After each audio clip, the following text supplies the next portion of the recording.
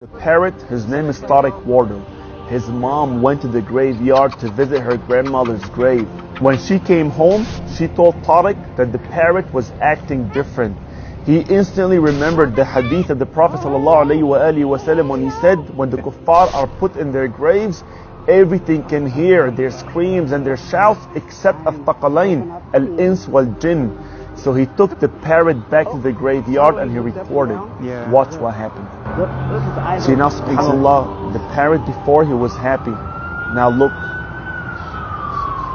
Her behavior just changed and now she's nuts. Allahu Akbar. See what he's saying? The behavior of the parrot changed.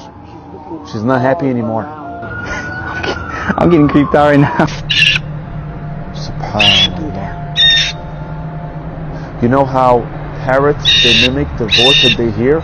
Look at the screams, the high-pitched screams. That's crazy. She's looking down. Allahu Akbar. Allahu Akbar. Allah. Oh my God. Allahu Akbar, what are you seeing? Allahu Akbar. Oh, she's getting scared. Over here.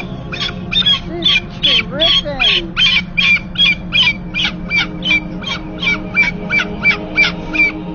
Share this video, my brothers and sisters.